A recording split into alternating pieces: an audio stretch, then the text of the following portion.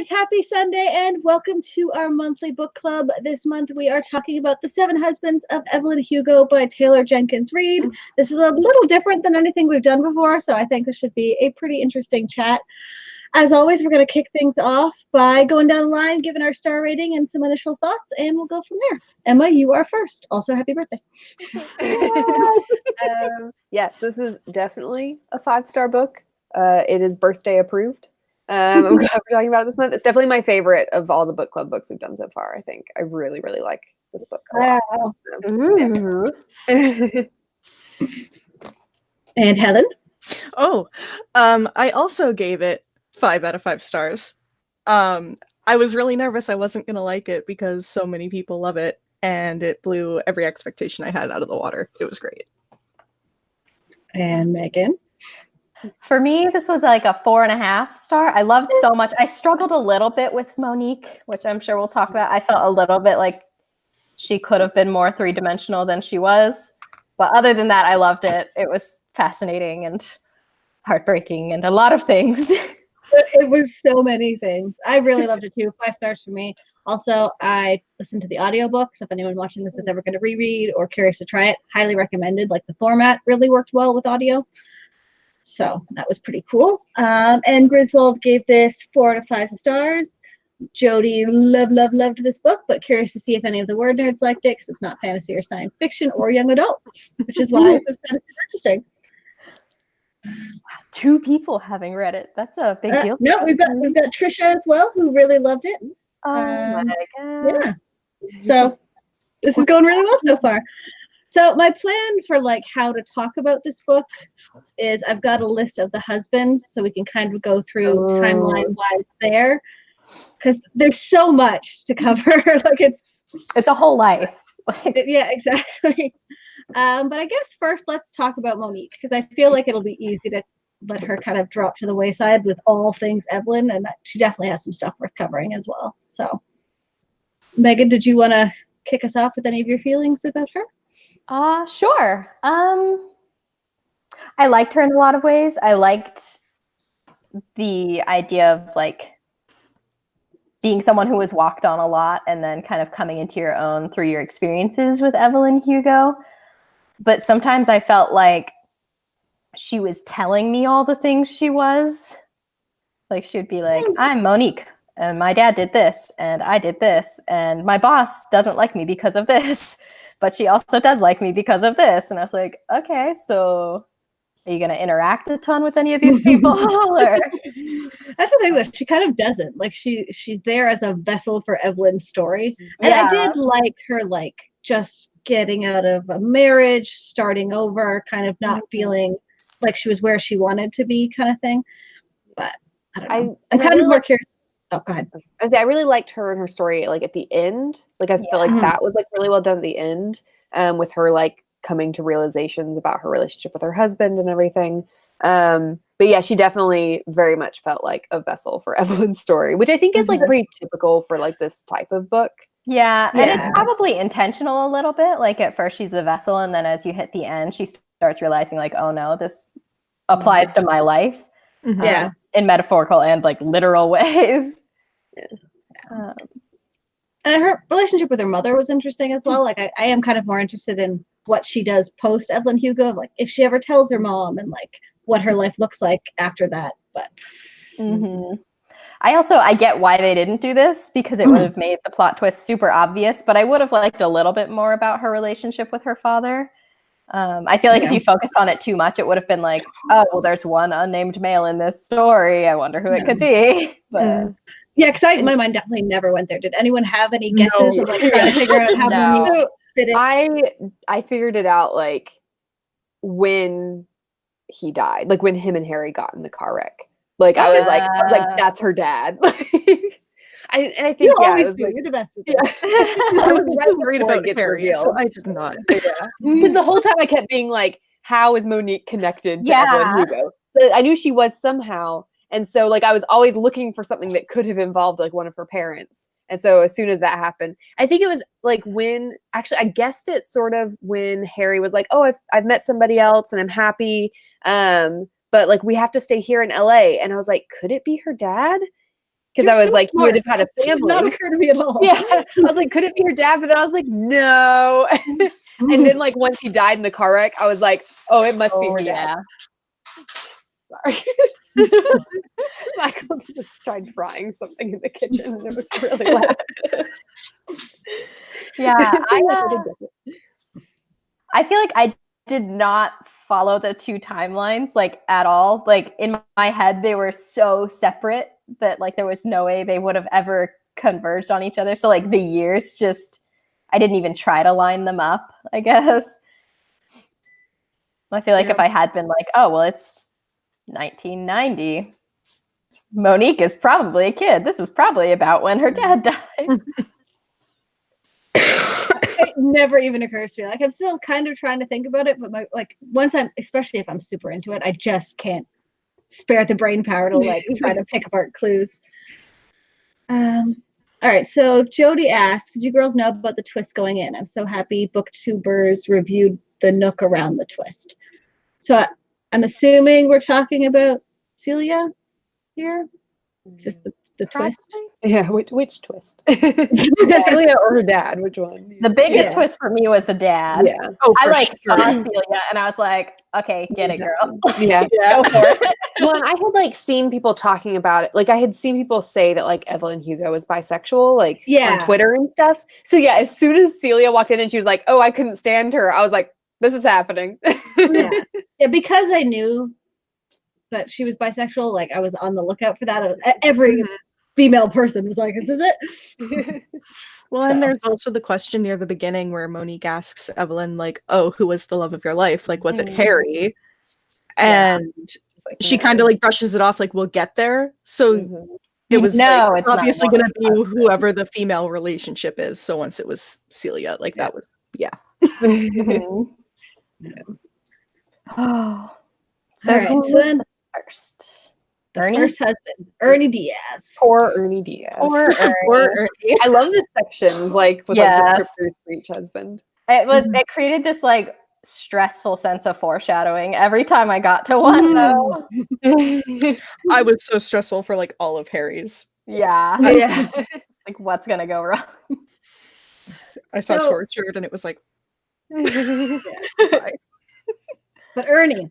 So Ernie was basically there to show us kind of where EVELYN came from. So that like Ernie didn't really get that much screen time as a husband. So really just any thoughts worth bringing up on EVELYN being a Latina woman or kind of where she came from? I'm surprised her family didn't feature in more. I guess her dad died and whatever, but no one from her old life ever. Facebook wasn't a thing, but she was pretty famous. I guess her mom was already dead and then her dad died. And I guess she just didn't really have much family. What it seems like. But yeah, I think that like first like Marriage with Ernie like does a really good job of setting up like her character. Because you see how she's willing to do whatever it takes to get where she wants to be. And like just all those like decisions she makes early on are really important. And you see like her biggest flaw, which is also the thing that she hates that people do to her. It's like people don't see her as three-dimensional, but she didn't treat him that way either. And she like bumps into that again and again with a lot of the other husbands, like not seeing them as full humans. And then she like breaks up with Ernie and realizes like, oh no, he like really cared about me. And so like I feel like it did set up a lot of the themes as well. Yeah, I was kind of expecting him to like cycle through later in the book of like, hey, here's that first guy from before you were famous. But I guess one thing I like that he got a happy ending though. Yeah. For Ernie. Yeah, he deserved good things. He did. Unlike Dawn Adler. The worst. The actual worst. What was his heading, if anyone has it there? So like as soon as goddamn Dodd. he's an abuser and I hate him already. But, no, he was interesting in setting up that she is bisexual. Like she loved him for sure. And like I was glad she was happy for a little while. And then not. Not at all. He has a good character arc throughout the book too. Yeah. It was well done, I think. Yeah. if Ernie was about getting away from your past, I feel like Dawn was proving that you can't do it that easily. Yeah. Yeah. Who was his second wife? Because when Ruby yeah, Red. so when she was on the phone with Ruby and Ruby talked after Ruby and Dawn had divorced, and Ruby was like, "Why didn't you tell me?" That was like a big holy crap moment for me. Oh my gosh. It's one of the few times in the book we see Evelyn actually showing guilt for anything she's done as well. Because she shoulders the responsibility for that happening to Ruby, and I thought that was very interesting for her character, considering she shows very little guilt throughout the book. Yeah. And that's where, and Griswold said, I was so upset when Dawn showed up again later in the story, but Evelyn handled it well. Mm-hmm. So, jumping ahead a bit, but yeah, like he was very much the kind of full circle seeing where Evelyn was kind of at the beginning and then who she was further on. And Dawn Adler. Yeah, I found myself being like, just stop it. Stop making this mistake. But also, like, the whole book did such a good job of showing that there were so many consequences to just stopping doing something that I never, like Evelyn, I felt like, oh, well, I mean, can you really just stop being married to him? Yeah. And like, it does a really good job of like all the like, nothing is ever black and white. Like a lot of her decisions are never black and white because there's upsides and downsides to everything. Like she stays with him to further her career. And in the end, that like, is that good or bad for her? Yeah, apart from like the relationship section of it, I really enjoyed Dawn Adler's section just for seeing her career growth. And like that's when she gets to know Harry, and like that's when she meets Celia as well. Like that is the foundation of her life, is those chapters. Yeah. So well, because she kisses Celia like right before she breaks up with Dawn. Right. Yeah. He's like sleeping with somebody else. Literally right upstairs. Yeah. And they're like in the laundry room or something. Yes. Dawn. Yeah. So, and like, I guess it would have been around that section and like Ernie's as well, of like just seeing the way she manipulates her way up through Hollywood and like everything she's willing to do for herself. I think it was before you guys got here that Helen was saying that she's like the ultimate Slytherin, Evelyn Hugo. Oh, for sure. Her signature color is green. Exactly. She's such a She knows it. iconic Slytherin. I feel like the first, like, up until her fourth husband as well, and Dawn Adler's section in particular, we see a lot more of like what Hollywood was like in like the 50s and 60s and how the studios had so much control over their lives. So seeing like she probably would have left Dawn a lot sooner if it wouldn't have negatively impacted her at the studio that she was working at as well. Like that was super interesting to see. Yeah, I didn't know anything about that. How like actors were employed by specific studios. Yeah, or, like free agents. Yeah, and like it was one of her like first movies where it was whoever she was with, it was a hit, and then so they did the same actors in just a slightly different movie. It was really interesting. And then it's like totally something when you watch like movies from like the 50s and 60s, like you get those, it'll be like a pairing, like a man-woman pairing, and they have like 5 movies that are all like very similar plots, but like slightly different. Yeah. That's something we see a lot with Dawn Adler's section as well, because the two of them kept getting movies together over and over and over again as the romantic leads because their relationship kept people coming to see it.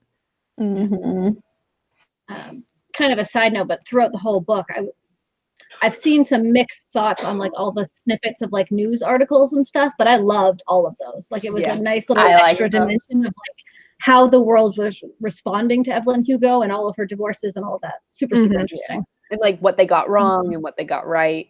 Yeah, I really loved that. And then seeing how much that gossip controlled the decisions she made moving forward. Yeah. Which is like a big part of like the next part, because she breaks up with Dawn and like lives with Celia for a little while without like anything going on between them. And then they get together and then there's gossip about them, right? Yeah. Which brings us to Mick Riva. Ugh, what a trash bag human. Yeah. I feel like they both just totally used each other.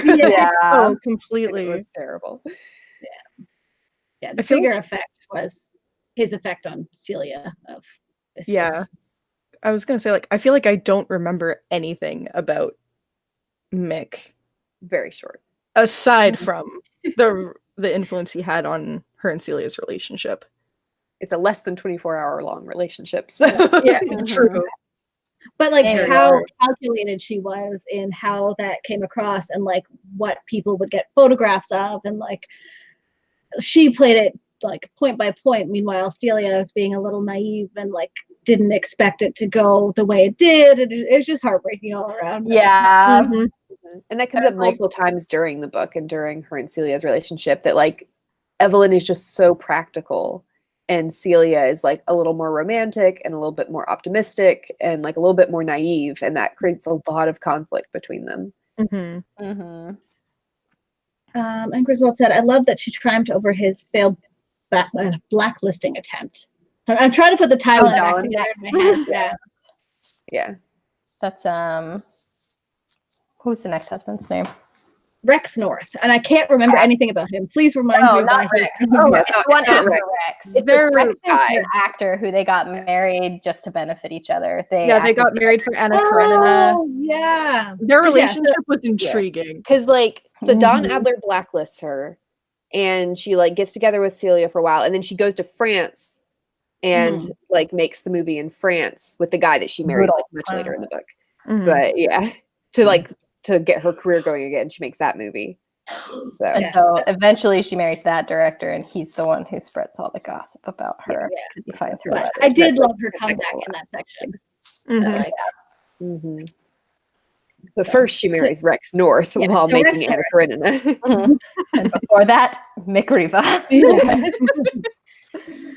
yeah, not much to say about Mick, but Rex. I do feel is like really- this is where she starts to see a lot of consequences. Yeah. Like in the past, it's been a lot of just benefits from treating people this way, but with Mick, things start to take a turn where like she actually has people she cares about losing and hurting. And Celia leaves her for the first time. yeah, And you do see her gets weighing her career against. Oh yeah, she did get pregnant by Mick. Mhm. Her life is Oh, I just forgot about that. There's too much. Because the pregnancy is why Celia leaves her, because Celia didn't realize that they'd slept together. Right. And so she's like, I'm going to be honest with Celia. I'm great. And then, like, it wasn't the fallout where she thought it was going to be. Mhm. She thought the problem was going to be that she got pregnant, not that she had sex with him. Yeah. But That also, was like, what did something- Celia think happened? Yeah, exactly. That's the thing, is that like in Evelyn's mind, it was so obvious what she was doing that she assumed Celia understood, but Celia did not, and that's why there was a problem. Yeah. And that was so interesting to read because I was right there with Evelyn. I'm like, I knew what we were going to do here. Like, Yeah. I also was there, but then part of me also felt like you guys have been together 3 years. You should know that she won't assume that that's what you're going to do. Mhm. You should be pretty explicit about what the plan is. I feel like something there too is like Celia has gotten by pretty much exclusively on the fact that she is a really good actress. Evelyn had to work her way to being a good actress and got everything she got through using her body. So to her, using her body is just what she does. It's how she gets where she needs to go. Which is something that Celia doesn't understand about her. And she doesn't understand that about her, like, ever. Yeah. yeah. So, Okay, we'll probably do a whole Celia section at the end, but it does like this recurring thing is super interesting. mhm.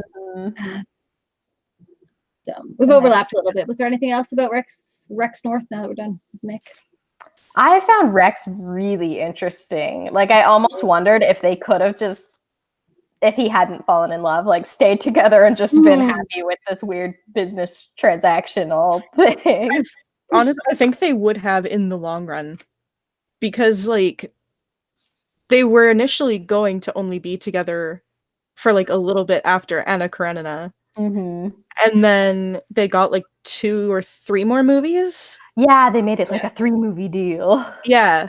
And so they chose to stay together to, like, keep the hype going for those 3 movies. Mm-hmm. Which is just such... It's so weird. Again, it's like old Hollywood. Like, what? Yeah. But yeah, they were very interesting. Just like the fact that for them it was a business transaction And they like obviously respected each other a lot. Yeah, a lot. Mhm. I think around here is when it kind of blew me away of how quickly everything was happening. Like Evelyn was still a lot younger than I would have thought she was, but like she started all of this so young, but like she's still in her 20s or 30s by this one, probably only her 20s. I think she's still in her 20s because if you look back, she marries Ernie when she's 15. And she gets with Celia when she's 23, or that's when they break up. Yeah. Something like that. Which would have been Mick Riva, and then she's with Rex for 3 years, I think. Wow, yeah. So she's still only like 26 by the end of that portion. So I think the most time passes during her next marriage. the one and only Harry Cameron. My baby. I love Harry. I love their friendship. Like they were just like this beautiful found family, like best buds, got each other's backs above everyone. Yeah, it was great. Mm-hmm. I feel like he understood her better than anybody else did. Oh, for sure. You know, like he never like, unlike Celia, like he was never angry with her for like the decisions she made because I think he understood her better. And also like they weren't in a romantic relationship, so that makes it easier to not get angry at her over those things. But also I think he just really like understood. He understood where her motivations were and what her logic was behind every decision she was making, and he could follow it and understand it. Yeah. Which is also interesting because like he's not a super similar personality to her. You know, it would make sense if maybe he was another like Slytherin type, but he's not. Like Harry's like a Hufflepuff through and through, I feel like. Yeah. Like, but he still like understood her motivations. For and why the she group did what she that did. Slytherin and Hufflepuff are the best friendships. But Oh, I loved their arrangement with like dating each other's spouse. There's the line in that chapter where she says we were a bunch of beards or something like that. Yeah. And I laughed so hard because it was just such a blunt way to put it.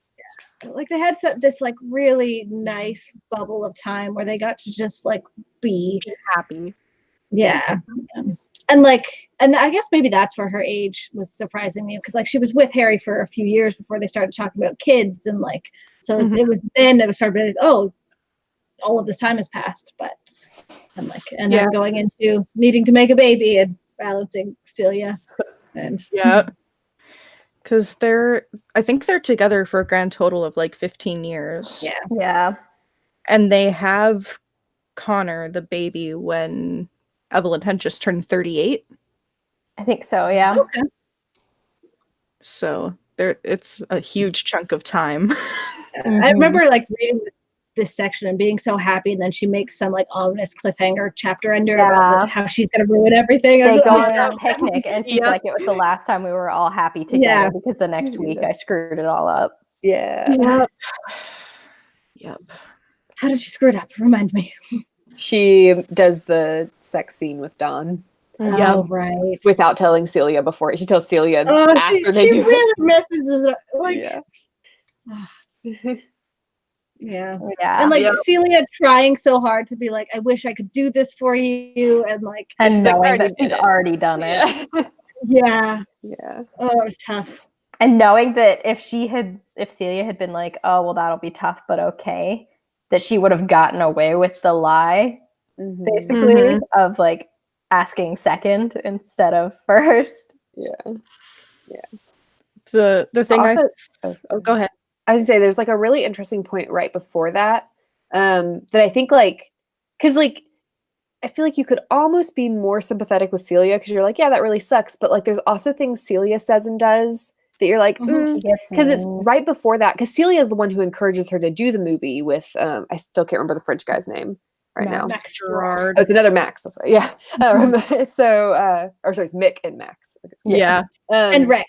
And Rex. But like Celia's the one who encourages her to do another movie with Max. And like Evelyn says something about how like she realizes that like Celia wants to be with like the sex pot beauty that Evelyn has always been. And that's why she wants her to do like another like kind of sexy movie, you know? And like how like and it might not even be about the movie, but it's something about like Celia like is fine with her like having a kid but doesn't want her to be like a mother type.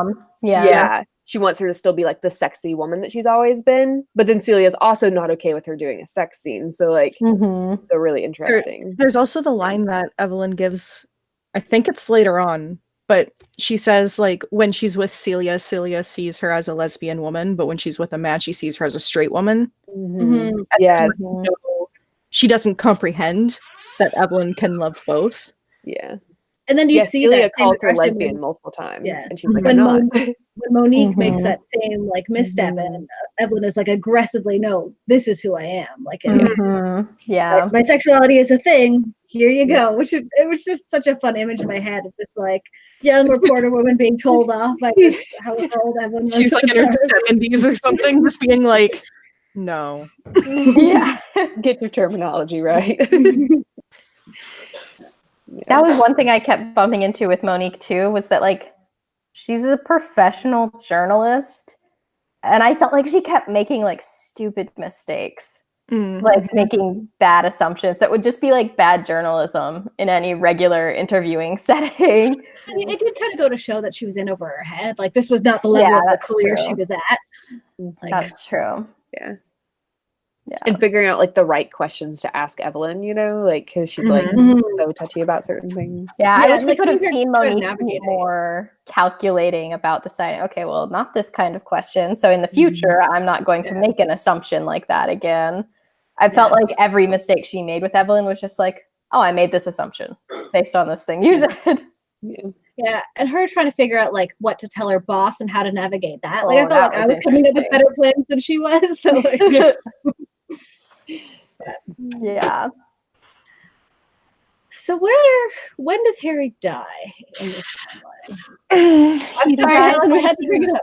He dies after they divorce. She gets married to She's Max. married to Max when he dies. I'm pretty sure. Yeah.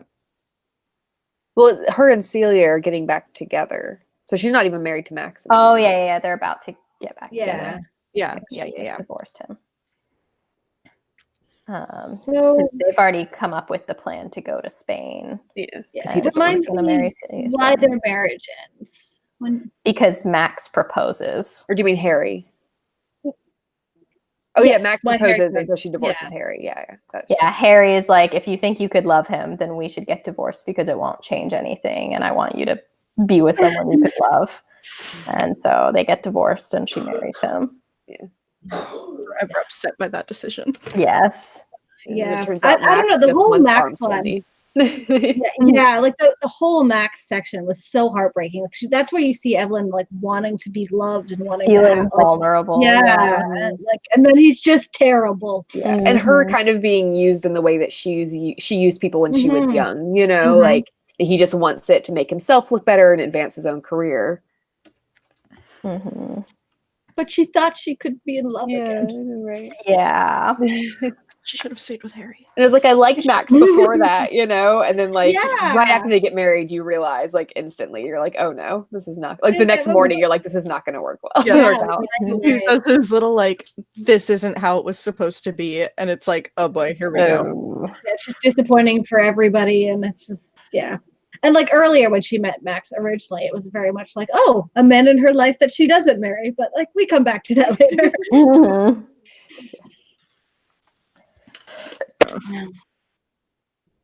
So I think the most interesting thing about Max is probably the end. Yes. For sure.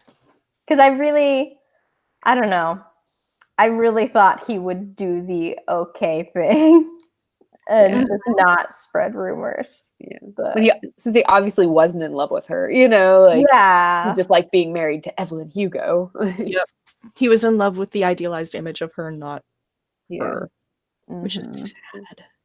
Yeah. Big part of her life right there. Yeah, because it felt like he was someone who understood her until he very much wasn't. I do like at that point that like it's finally Celia who like comes up with like a calculating plan for her image. Because Celia's like, you're gonna fake date like this like congressman I know. So, and then marry my brother. And Evelyn is the one who's like, I can't pretend to date him. He's a baby. He's 29 years old.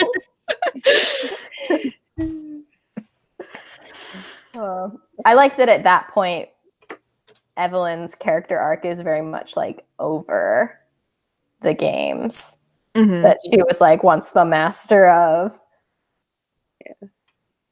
When like she's like getting older and like she doesn't need to have like the image and the like she doesn't need to like climb the ladder anymore. She's like reached the top. Like she's had her Oscar. Yeah, she doesn't need to climb the ladder, and she can't like play the game as well anymore. Like this thing that she used as her currency like isn't gonna last forever, and she knows it now. She has like a little existential crisis over that too, which was really interesting to read. Yeah. And I feel like maybe like the bad relationship with Max that she thought was going to be good, like was definitely kind of eye-opening for her. That like she like then comes to like value her relationship with Celia a little bit more. And like finds that a little bit more important than she used to. Yeah.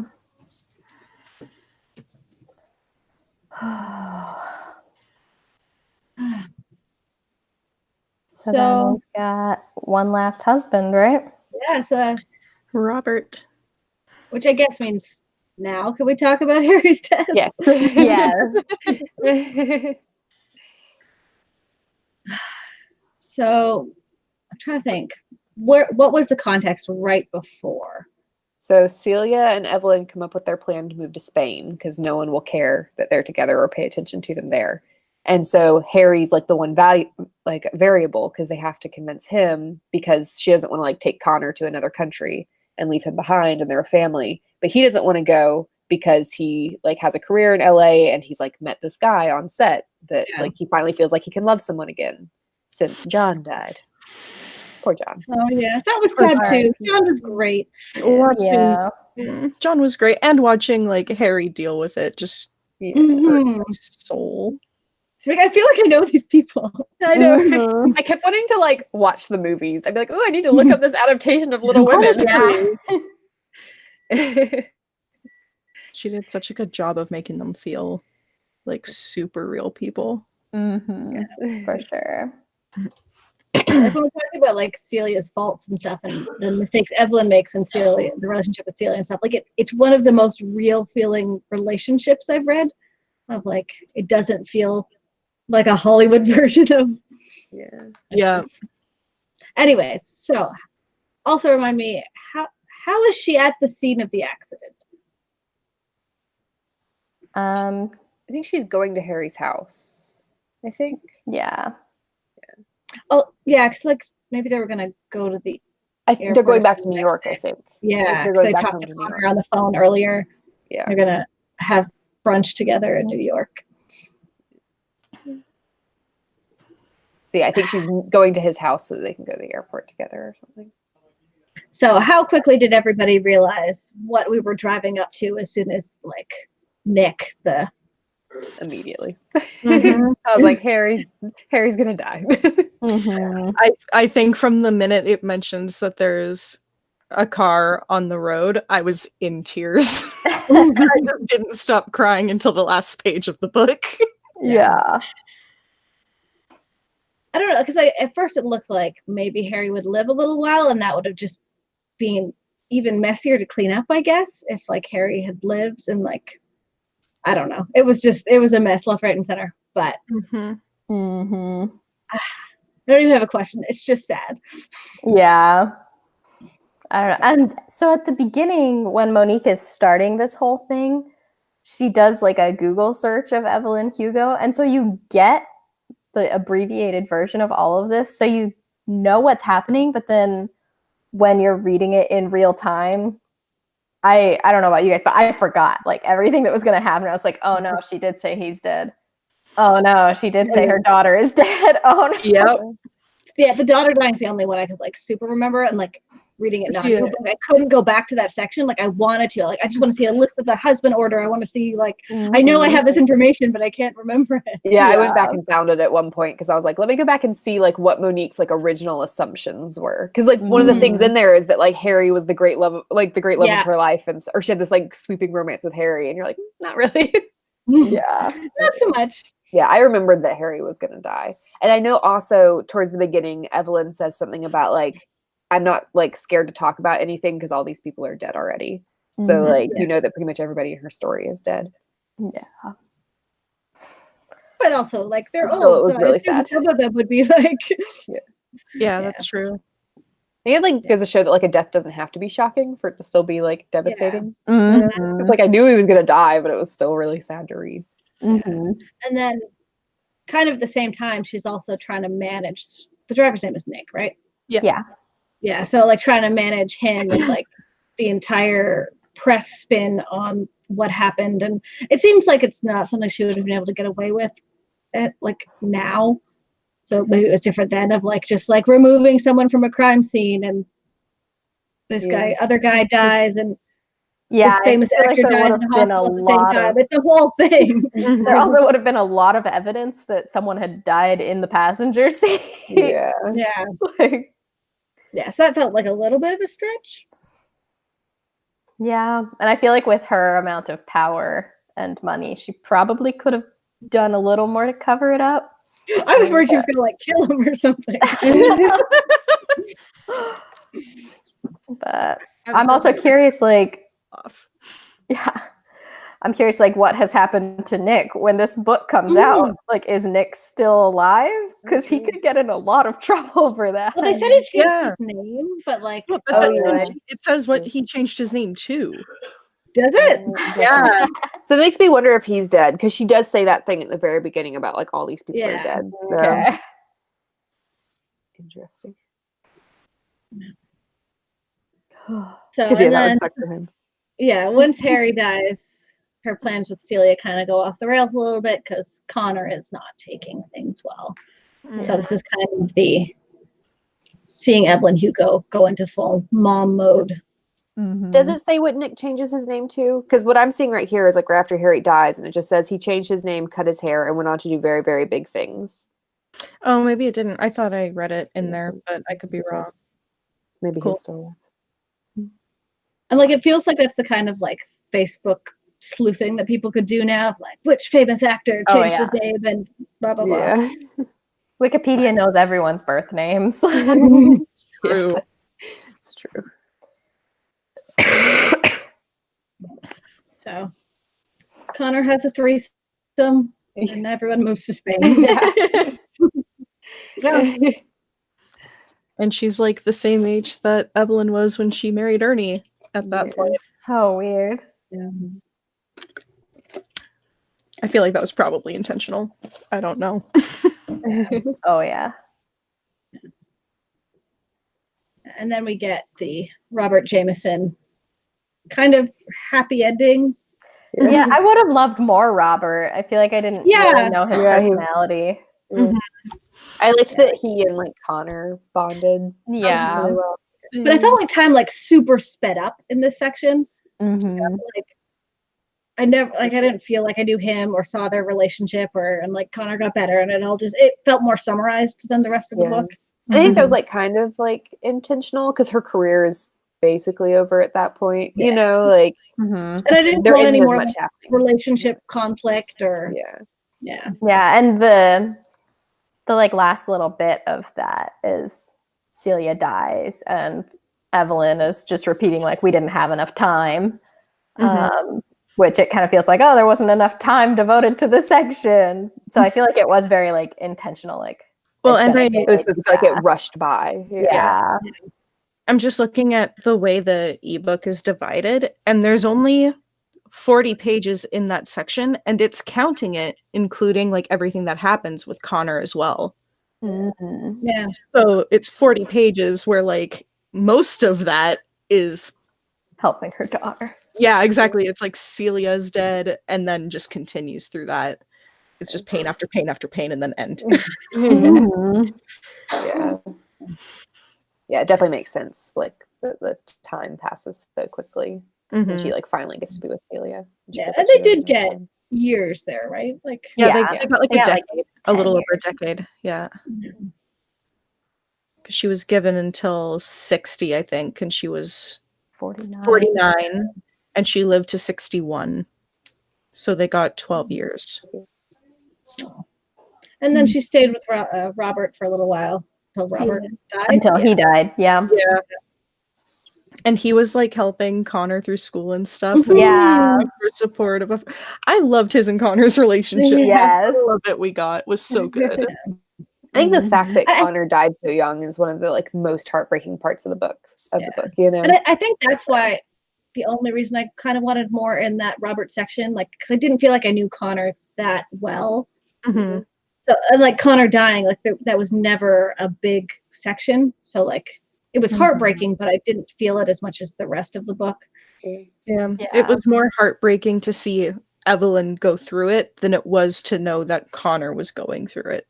Yeah. I do love the portrayal of Evelyn's grief as she repeatedly runs into it. My favorite one, though, was with Robert when Celia died and she like fell on the ground and he just like laid on the ground and cried with her. I was like, oh, I'm going to lay on the ground and cry too. And I liked that she went to Harry's grave as well. And just like, she was like, I tell him everything. I've always talked to him. I need his help right now. So that's how she dealt with it. Yeah. And how like the paparazzi caught her at his grave and like totally missed what was actually happening. Yeah. The one time that she was like not caring. Yeah. And like openly showing that she like loved Celia. They like interpreted it as something else. Yeah. So since we've reached the end of Evelyn Hugo's husbands, is there anything else we wanted to say about Evelyn Hugo's wife? She was precious. But I like that she was also flawed. Like Evelyn knew Celia wasn't like this perfect saint, you know, she was mean and sometimes she would like ignore the realities of things. But and I did think like both she and their relationship went through such an interesting arc of like growth and just how it evolved over time. Like it was all handled so well because like so few books let us cover this span of years for people growing within themselves, and so we got to see Celia's growth almost as much as Evelyn's. Yeah. And I like that Celia had to grow before they could be together, just like Evelyn did. Like it wasn't just Evelyn who had to like grow and change. Well, and like whenever they won Oscars, and that was just adorable. She chipped her tooth on the TV.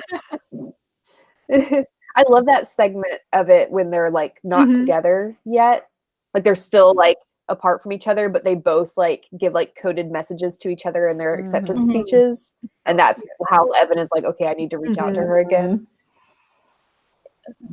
And I liked I feel like the characterizations were also strong. But again, towards the end when it's Evelyn is like, oh, we're together again. But then Celia, sorry, my brain just blanked on her name. Celia's like, oh, we lost all those years. Just like seeing them coping with all of the things that they've been through to get to each other. Yeah,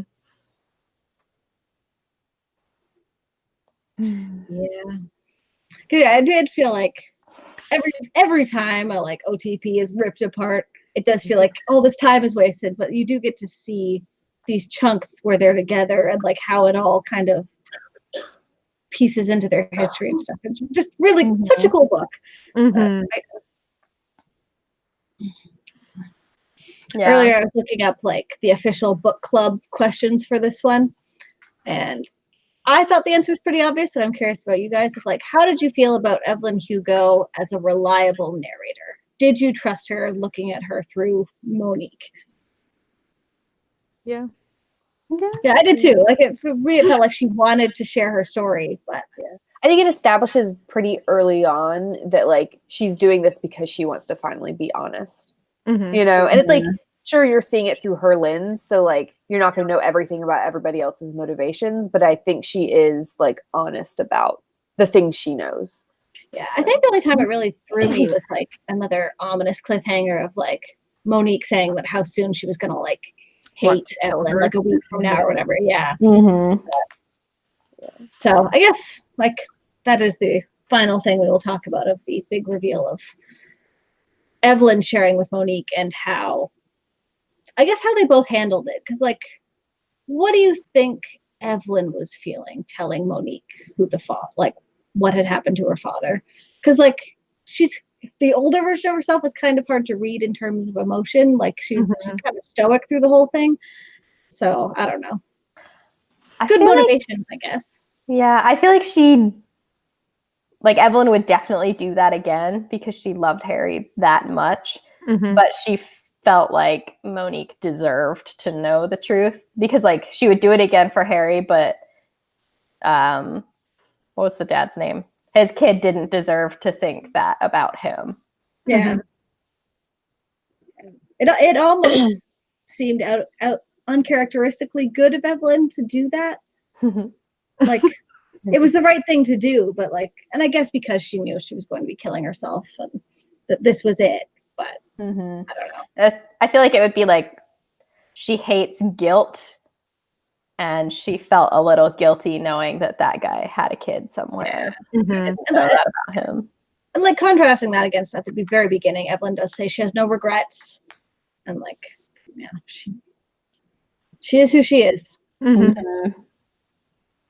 and I also wonder if, like, losing Connor, if that shaped her, like, decision to like, having lost her daughter, is that part of why she wants Monique to know the truth about her own father, kind of thing. Yeah. I also wonder if her feelings about it would have changed if Harry had survived. Yeah, because it almost seems pointless since Harry died. You know? Yeah, exactly. It, like, kept his good name and stuff, you know, preserved his good name, but yeah, like, I guess at the time it felt like she was doing it for Connor as much as for Harry. Yeah, she didn't. That is, like, specifically, she's like, I don't want Connor to feel badly about her dad. But in doing so, she made it so that Monique felt that way about her dad. She basically transferred what Connor would have gone through to Monique, or to this nameless girl somewhere in the world, and then and then she found the letter and found out who she was, and it was like, whoops, oops. And it was interesting seeing, like, right near at the very end when Monique picks up her mom, and, like, her mom talking about their marriage and, like, how she didn't see it as, like, this big passionate romance either, and, like, so I really would have loved, like, a little bit more there. Just I liked the parallel that, like, her mom and dad had almost the same kind of relationship that, like, she and Harry had. They were just best friends that happened to get married and have kids, and that their life together was good with that. But it wasn't necessarily like what she had when she first fell in love with Dawn, or when she was in love with Max. Yeah, and I like that, like, Monique talks about how, like, Evelyn's helped her understand that there's, like, so many different types of, like, love and relationships, and that, like, no one is, like, better than any other. Yeah, for sure. I did feel a little bit underwhelmed with the fact that she named the biography "The Seven Husbands of Evelyn Hugo." And I figured that was a quote where Evelyn is like, "They're just my husbands. I'm Evelyn Hugo." I was like, feels a little like you're, like, jabbing at her by naming it this. Yeah. I do like, though, that, like, the excerpt that she puts, like, in the newspaper or whatever beforehand, she's like Monique, like, says something about, like, but she would have wanted you all to know about. She says, I think once they hear about all my husbands, they'll be more interested in hearing about my wife. Yes. I got goosebumps. Yeah. Which I did, one of the things that, like, grated on me was with all of the obituaries and stuff. It was always like, and she was married 7 times. I was like, no, she was married 8 times. That was another really cute thing, was just, like, their little marriage on the bed. Yeah. Like, you really felt like we worked so hard to get to this point. It's like, for all the different husbands, this really was like, there was one love story. Oh yeah, I did like the Vivant article at the end or whatever, where Monique, like, introduces the biography. She does say, like, she named it that because she asked Evelyn if, like, it bothers her that when people talk about her, they talk about her 7 husbands, and Evelyn said no. So But then she like qualifies it by saying, because my life is not about my husband. Yeah.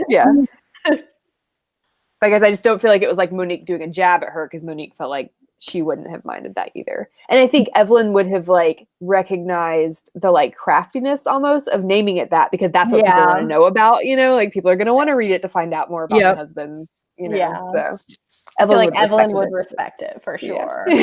But me, I was like, come on. I think maybe my like thirst for a little bit more. I would have loved to see like the little news snippets and gossip and stuff, like reviews of her book, like some of the world's response that would have been cool to the book.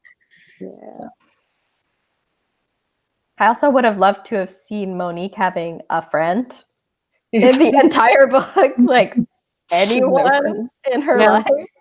The only two people she interacts with outside of Evelyn are like, she has like a phone call with her mom and then the end conversation with her mom, and she has one very brief conversation with David. Yeah. And her boss at the beginning. Yeah, her boss. Oh yeah. There's three people she interacts with. No, Evelyn's helper woman. Okay, Grace. Grace. Grace. I liked Grace. I almost don't count that though, because it's someone from Evelyn's world. Why was Grace there? What was her like narrative value? She was the assistant that Evelyn brought in to help her survive after everyone was gone, and she kind of like showered Grace with affection that she couldn't give to people anymore because they were all gone. Yeah. And like at the end when Grace is going on her big trip, and everyone kind of knows, being the reader, of like what this is gonna go. Like I felt for Grace of like, yes, just go on your vacation, everything will be fine. Just don't pay attention to the news while you're gone. I think Grace being like a part of Evelyn's life like really highlights the fact that like once everybody was gone, like Evelyn finally realized the importance of all of those people, you know, like that a lot of times she kind of took for granted the people who cared about her and that she cared about while she was just like pursuing her goals and pursuing fame. And now that like they're all gone, she's like, oh wait, now I'm alone and I don't like being alone. And so she like hires somebody, like pays somebody to keep her company, basically. Yeah. And Griswold says, I was surprised by how quickly Monique's interview with Evelyn went. I thought it would take months, not days, to run through your life for a biography. It did only take me a day to read it. Yeah, exactly. Also, what do you think about Monique not trying to stop Evelyn from killing herself, or at least saying something to her about it? Because I'm not sure how I feel about it. I think that the fact that she wrote that piece earlier in her career about like physician-assisted suicide made it so that she was like the only kind of person who could have done that with how the novel went without it seeming like she's just a terrible person. I did like that they set that up early on so that you understood like why she didn't intervene and why she understood, because she had talked to other people. And why Evelyn would have confided in her at all. Yeah. And she did still have a conflict about it. It's not like she just was like, figured whatever. it out and accepted it. She didn't even realize that she had accepted it until she found herself walking. Yeah, the conflict was really well written, of like the not sure which direction to go and just being paralyzed by the decision. Yeah, because it's one thing to write about it and it's another thing to be living the experience, you know, and like the conflict of like, oh, well, when I was writing about it, I thought it was, you know, a person's right, but now this is an actual person. How do I interacted with? And and like Monique's article, it probably wouldn't have worked if Evelyn also hadn't had breast cancer herself. So it was kind of like that. The author did set it up to be as acceptable as it can be, I guess. So we'll give you everything you need because this is the end of the story I want to have. So she's 80, she's dying. And I also think that she tries to make it as acceptable as she can, but she doesn't try to make it comfortable.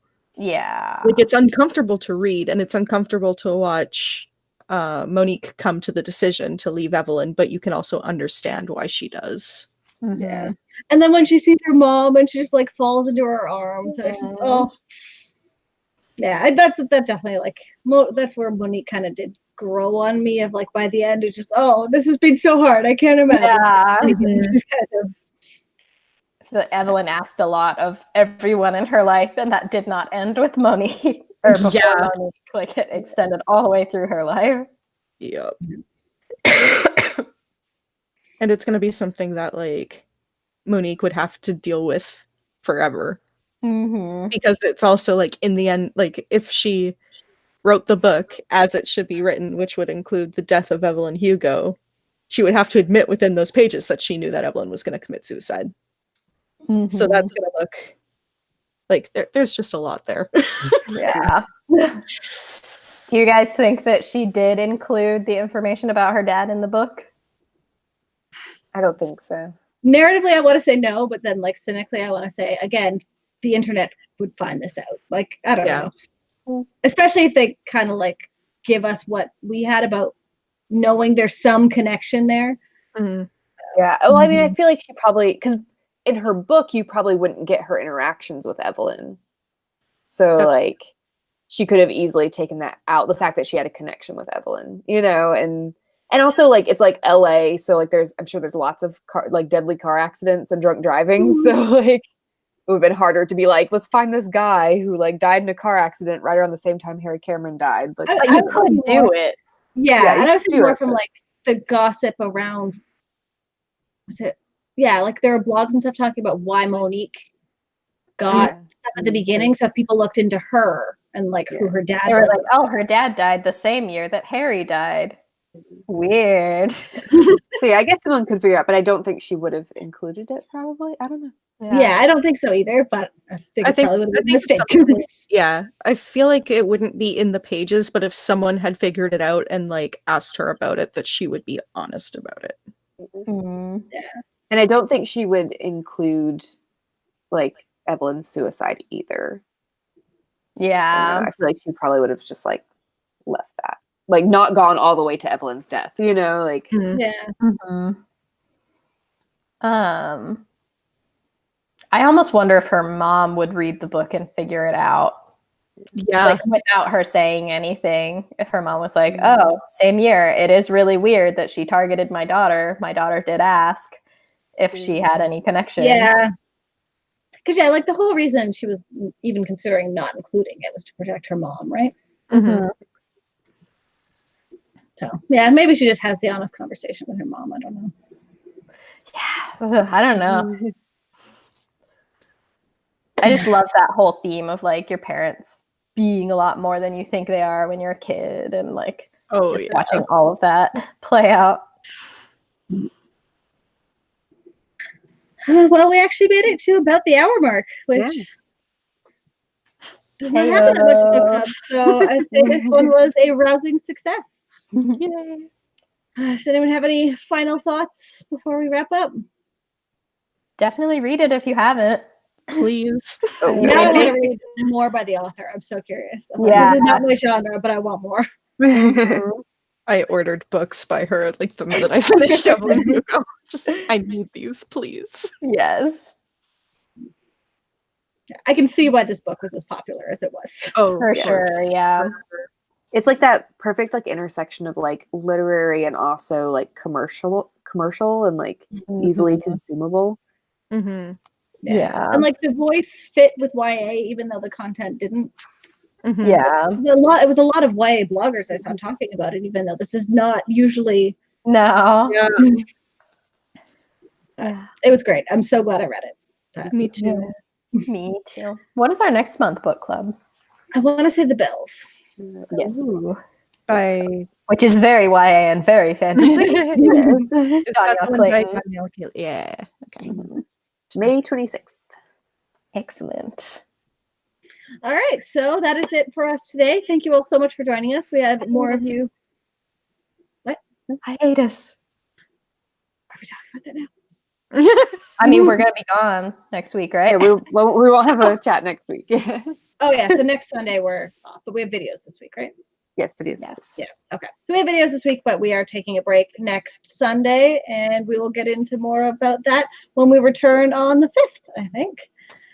So yes, we're going to take off from the 28th and then back on the 5th, just for a little spring break as we get reorganized and figure some stuff out. But it's all going to be good stuff, and we will be back all this week with our usual videos, and then back next month with the bells. So thank you all again. This was so much fun. Really, really interesting book, and seeing your thoughts was, I don't know. I want to talk about this book more forever. We'll end it here tonight. Thank you all so much, and we will see you all next time. Bye. Bye.